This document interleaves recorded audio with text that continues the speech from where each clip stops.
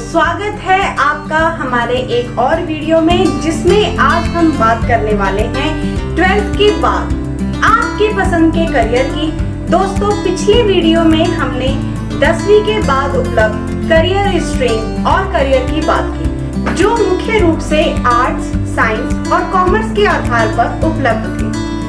आज हम साइंस के आधार पर उपलब्ध करियर इंजीनियर की बात करेंगे और इस करियर से जुड़ी सारी जानकारी आपके साथ शेयर करेंगे, जिसमें entrance test, course duration, fees, career opportunities, best college in India और कोर्स से जुड़ी स्कॉलरशिप की भी जानकारी शामिल होगी। तो आइए सबसे पहले बात करते हैं इंजीनियर की।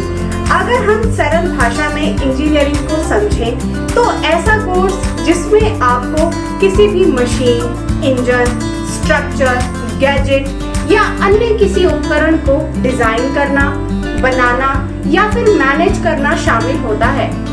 दोस्तों, वैसे तो बचपन से ही हम इन सब चीजों को घर में या बाहर ठीक ही करते रहते हैं, लेकिन अगर हमें कहीं काम करना हो तो उस स्थिति में सबसे पहले उससे संबंधित डिग्री या डिप्लोमा लेना पड़ता है।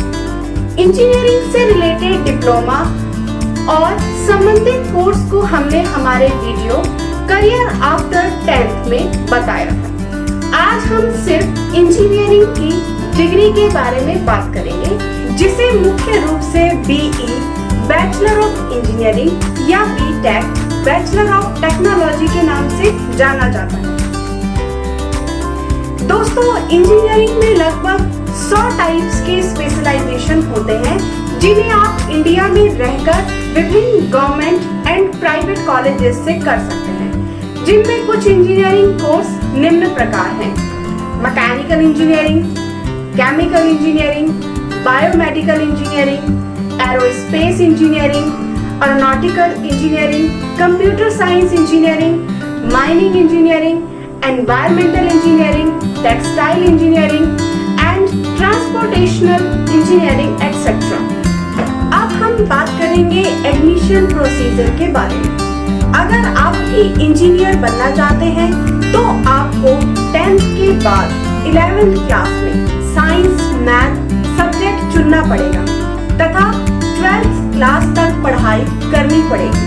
उसके बाद आपके पास गवर्नमेंट और प्राइवेट कॉलेज से इंजीनियरिंग करने के कई ऑप्शन होते हैं। अब अगर हम इन टॉप कॉलेजेस में एडमिशन के बारे में बात करें तो इंजीनियरिंग से जुड़े टॉप एडमिशन टेस्ट निम्न प्रकार हैं: JEE main advanced joint entrance exam for Indian Institute of Technology, BITSAT Birla Institute of Technology and Science admission test, MHT CET Maharashtra health and technical common entrance test, VIT Vellore Institute of Technology engineering entrance exam, FRMJEE Shri Ramaswamy memorial institute of science and technology. इसके अलावा हर state university में engineering के लिए अलग अलग entrance exam होते थे।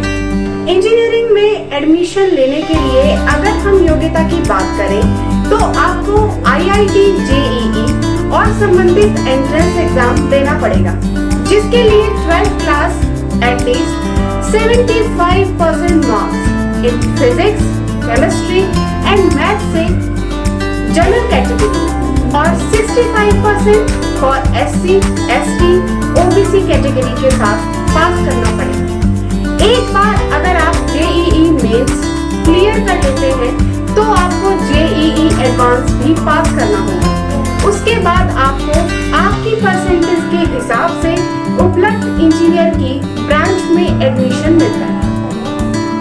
दोस्तों, अगर आप IIT में एडमिशन के बारे में सोच रहे हैं तो आपको JEE मेंस के लिए 3 कंटिन्यूअस चांस मिलते हैं और JEE एडवांस के ओनली 2 चांसेस।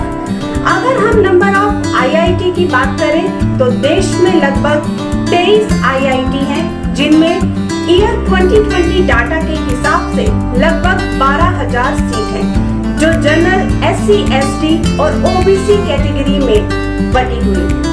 अब बात करें डेट ऑफ एप्लीकेशन की, तो IIT मेंस में रजिस्ट्रेशन विंडो ऑलमोस्ट सितंबर मंथ में ओपन होती है। उसके बाद आप अपना रजिस्ट्रेशन करवा सकते हैं और एप्लीकेशन फॉर्म भर सकते हैं, जिसकी वेबसाइट है jeemain.nta.nic.in। बाकी के एग्जाम के लिए यूनिवर्सिटी सितंबर से लेकर जनवरी मंथ में एप्लीकेशंस मांगती हैं, जिनमें BIT, SET, MH, CET जनवरी में, VIT, EEE सितंबर में, SRM कॉलेज के फॉर्म अक्टूबर से ओपन हो जाते हैं, जो आप फरवरी तक भर सकते हैं। अब बात करें इंजीनियरिंग के ड्यूरेशन की, तो इंजीनियरिंग का कोर्स 4 साल का फुल टाइम कोर्स होता है, जिसमें 6 मंथ्स के 8 सेमेस्टर्स होते हैं। इंजीनियरिंग में एडमिशन के लिए अगर हम फीस की बात करें तो देश में लगभग 4,000 कॉलेजेस हैं जो इंजीनियरिंग की पढ़ाई करवाते हैं। अगर हम फीस की बात करें तो लगभग 1 लाख से लेकर 3.5 लाख रुपए पर ईयर की फीस होती है। अब बात करते हैं जॉब की। इंजीनियरिंग करने के बाद आपको कॉलेज लेवल पर प्लेसमेंट मिल जाता है और अगर आप किसी कंपनी में जाना चाहते हैं तो उसके लिए भी आपको बहुत सारे चांसेस मिलते हैं। 4 साल की इंजीनियरिंग कंप्लीट करने के बाद आपको लगभग 20,000 से 30,000 रुपए मंथ की जॉब मिलती है। अगर आपकी फाइनेंशियल स्थिति ठीक नहीं है तो उसके भी सॉल्यूशंस हैं। भारत सरकार के आदेश अनुसार आपके आसपास उपलब्ध बैंक आपको 4 लाख तक का एजुकेशन लोन बिना किसी गारंटी के दे सकता है। इसके अलावा इंजीनियरिंग से जुड़ी स्कॉलरशिप के बारे में अगर बात करें तो कॉलेज लेवल पर विभिन्न कैटेगरी के आधार पर गवर्नमेंट स्कॉलरशिप और प्राइवेट स्कॉलरशिप अवेलेबल होती है, जिसमें आपकी कॉलेज फीस से लेकर आपकी पढ़ाई में होने वाले खर्चे शामिल होते हैं, जिनका भुगतान आपको स्कॉलरशिप देने वाली संस्था या कंपनी कर सकती है। इनमें से कुछ स्कॉलरशिप के नाम मैं आपको बता रही हूँ, जिनमें keep India smiling foundation scholarship program, जो कि कोलगेट पैल्मोलिव इंडिया लिमिटेड के द्वारा दिया जाता है, जिसके एप्लीकेशन फॉर्म्स जून से जनवरी तक भरे जाते हैं। Energy and mobility for the future scholarship KPIT के द्वारा दिया जाता है, जिसका आवेदन जुलाई से सितंबर के बीच में किया जा सकता है। HDFC educational crisis scholarship HDFC bank के द्वारा दिया जाता है, जिसके एप्लीकेशन फॉर्म जून से अगस्त के बीच में आते हैं। सीमेंस स्कॉलरशिप प्रोग्राम, जो कि सीमेंस इंडिया के द्वारा दिया जाता है, जिसके अप्लाई करने की अवधि जुलाई से अगस्त के बीच में है।